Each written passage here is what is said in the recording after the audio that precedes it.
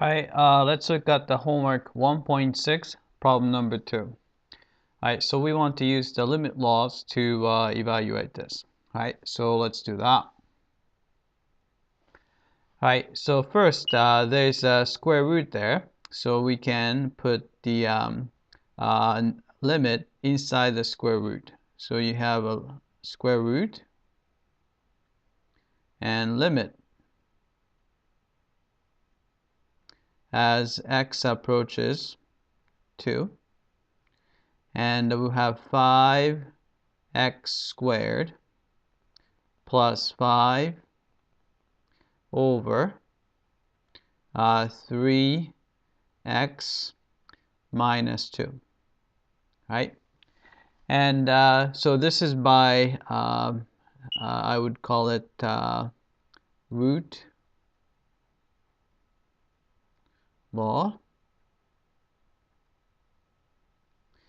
All right, then you notice that this portion right here is actually a rational function, and 2 is in the domain of this rational function because 2 doesn't make the denominator 0. So we can just plug in. So here you have a square root and plug in the value. So it's a 5 times 2 squared plus 5 over 3 times 2 minus 2, right?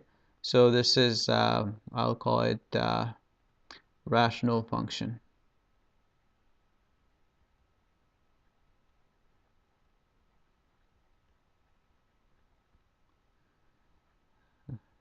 Rational function law.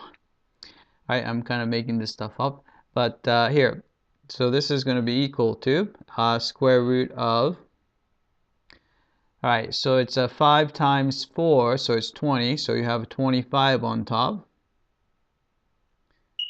All right, then you have 3 times 2, 6 minus 2, that would be 4, right, which can be simplified as, all right, square root of 25 is 5, and the square root of 4 is 2.